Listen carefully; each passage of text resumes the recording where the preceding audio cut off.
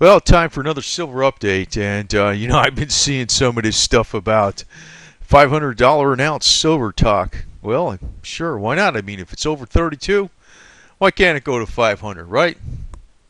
Yeah, sure. As long as I can find a buyer, that's the main thing. Can I find a buyer for 500? If I could find a buyer for 500, it'd be sold, and I'd probably swap it out with some other hard assets. But anyway, that's not the world of reality as of the minute.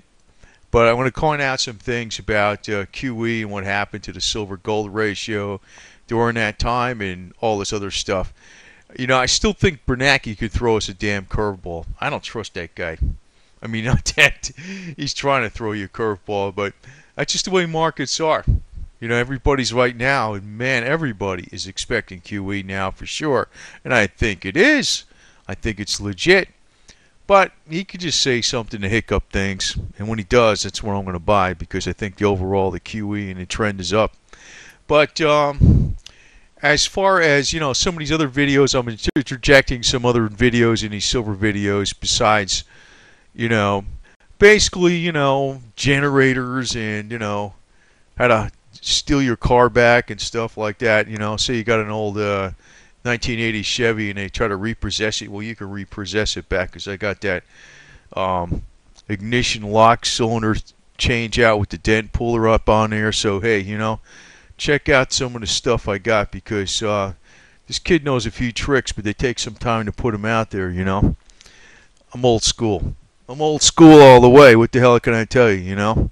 And I think the mechanical type work is the best thing, but there's a reason women can't do that. Some women can, Some of the shapelier women can't do that. They can't get under the car very good, but that's the problem. But I want to get on to some other things. And first, let's look at this silver-gold ratio.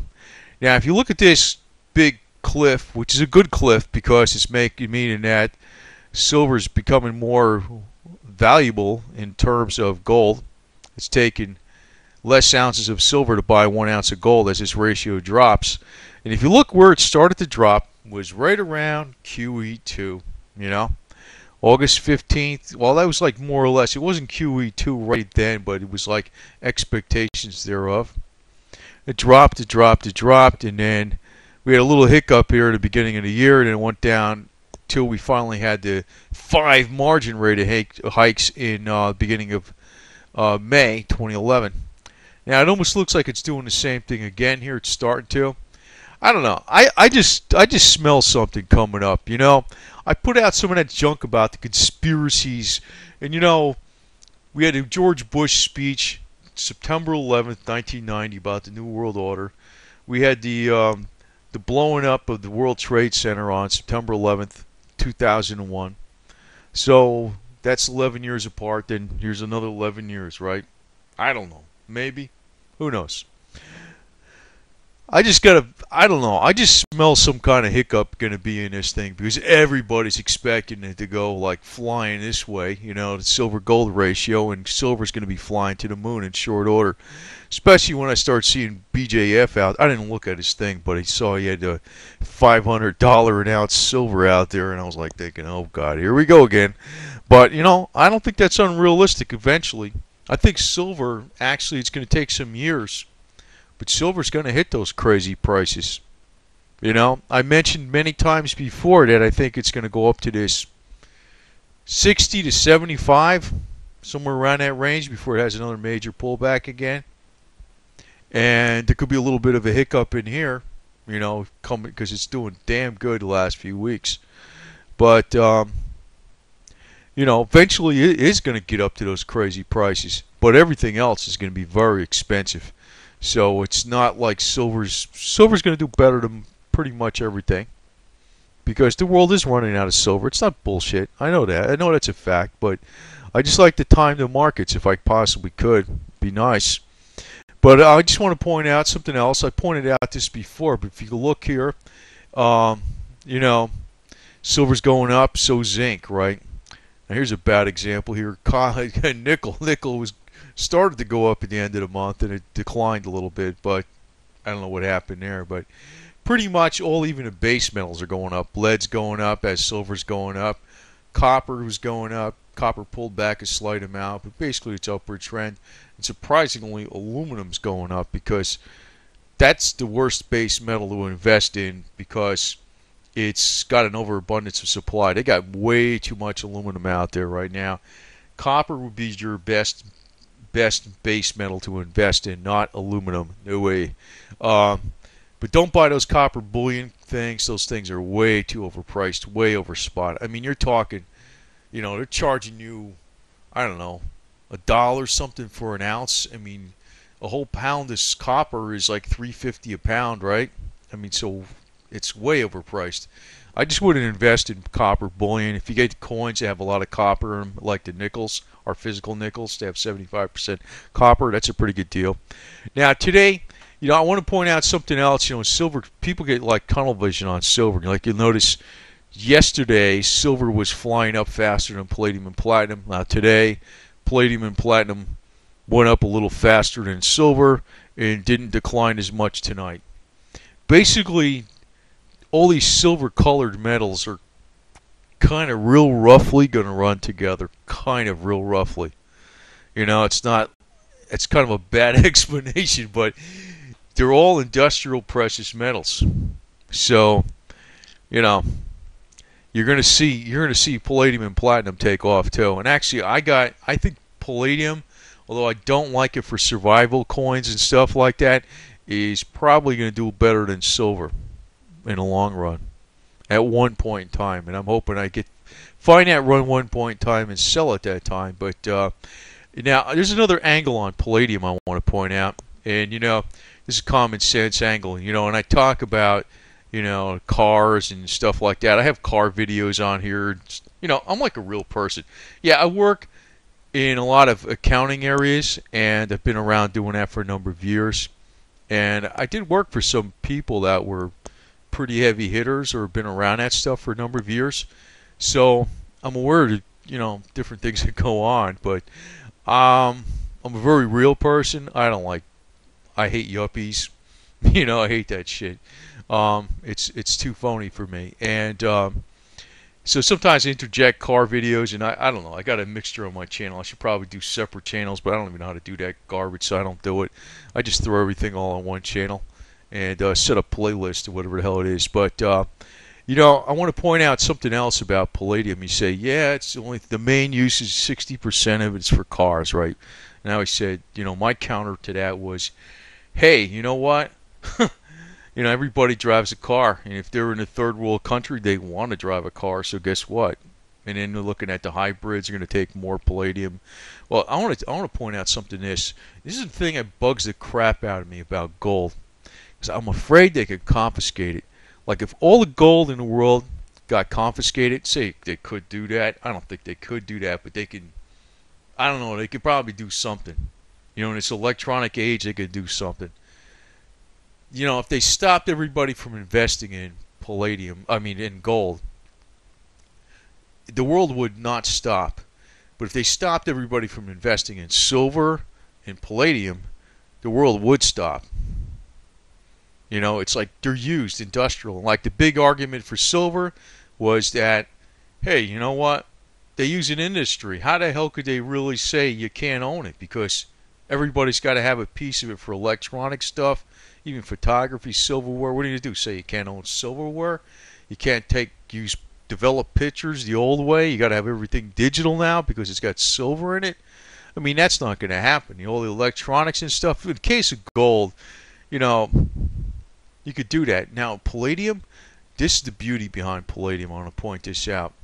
Now, you guys out there, just don't start getting a bunch of sawzalls because I told you what these things cost. But, if you go to an internet site here, sellyourcatsdirect.com.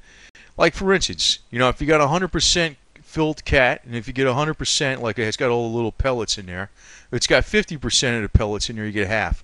But basically, General Motors cars, you get $95 approximately. Some are like small cars are like $75 and stuff. So each one of these catalytic converters is worth about $100. These large foreign cars are $105 used.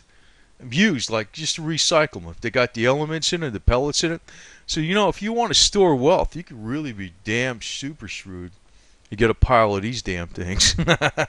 And you know, that's just how palladium is. It's what's in there. There's palladium and platinum. It's palladium and platinum. So that's one reason I always say they can't screw with you on this stuff, because, you know, there's a way around it. You got catalytic converters, you know. Hey, I don't want to, you know, if you could dig up, you could scrounge some catalytic converters, and maybe you can get them a little cheaper than this or something like that. You know these things are going to be going up in price. So, you know, that's one tricky way to hide some coins and some wealth right here. Rusty old car parts. You know, so that's one reason you really can't get around them confiscating silver, or they can't confiscate palladium, and they can't confiscate platinum, because it's just industrial use. In the case of gold, yeah, they could. And, you know, and that's one thing that really throws a monkey wrench in the plan that I would like to implement, is that as silver gets down to this ratio, say it goes down to 30 to 1, all the way down here a little later on, I would love to just exchange, you know, get maybe some fiat money, but also exchange a lot of the silver for gold, and then wait. But I'm afraid what the hell they're going to do with this damn gold. That's the one thing. You know, it's like they got you no matter what you do. So I'm a little leery of that plan. But I'm going to wait for a little bit of a hiccup here. And not that I don't think things are good, heating up very good, but I just have a tendency to always note that, you know, when everybody thinks it's all going one way, there's always a hiccup. There's always a hiccup. It doesn't go that smooth all the way, so we're not going to see a total upshot to, like, you know, it's probably going to get $50 pretty soon, but I mean, as far as this month, there might be a hiccup. 11 years, you know, another 911. Who the hell knows? I mean, I'm just guessing. I'm just shooting from the hip a little bit, but I'm going to be a little patient about jumping into leverage until I see a hiccup happen. And I want to point out that if we probably get this $500 an ounce silver, copper might be about 40 or 50 bucks a pound at that time too. It might. You know, I don't have silver tunnel vision. I mean, I think it's about the best investment going. Probably platinum and palladium are up there too. Maybe palladium might be doing a little bit better at one point in time, if you can guess that one point in time. But palladium's got some other disadvantages. But, you know, hey, you got catalytic converters too. They're pretty easily to trade. They're pretty easy to trade, you know, versus getting you know, little bullion bars and stuff like that. So, especially if you get a hold of them cheap, you know, that's another thing. So, especially if like people got cars and they don't know what the hell that stupid thing is. Yeah, I'll take your muffler for you. You know, that'll be nice. But they're worth about $100 each. So if you got about 1,000 of those things, you're doing okay. You got about 10 grand, right? So, I mean 100 grand. So that would be the deal. And nobody knows the wiser. Nobody knows the wiser. It's just some junky old rusty car parts. So I'm going to put some other ideas out there for you people, because, you know, I don't think like a yuppie. I don't, you know, I tell you the truth. If you gave me a pile of catalytic converters, I'd be very happy. Believe me. Because I know what they would buy, and I would just sit on them and wait and wait and wait and wait. And until they go up to $200 a catalytic converter, $300 a catalytic converter, you know, $800, $1,000 a catalytic converter, whatever it takes, because it's got that platinum and palladium in there. So, you know, I just want to throw some other ideas out there to think outside the box. So, as things go up, you're going to find all the stuff go up, and it's going to be pretty rough. So I'm going to keep interjecting a lot of these how-to videos too. Some of these more like survival type things. And I'm not talking about, I'm never going to put a video out there like run to the hills or some kind of crap like that. I'm always going to be like very practical. If you're like live in a city, you live in a country, live in suburbia, more or less you just stay put. You understand how to work things and fix things on your own. So I'm going to be keep putting up those type of things, because I think they're very useful for the people. People are self-reliant. They don't need to call up somebody like, oh, there's something broke, I can't fix it. You know, if you know how to do it, guess what? You know, you're safe. the world keeps continuing to going. And having a bunch of shiny silver coins ain't gonna fix something. So I don't know. I'm covering all angles. That's all I gotta say. So, and if you're a woman and you're a mechanic, you're just gonna have to jack the car up a little bit higher. That's all I gotta say.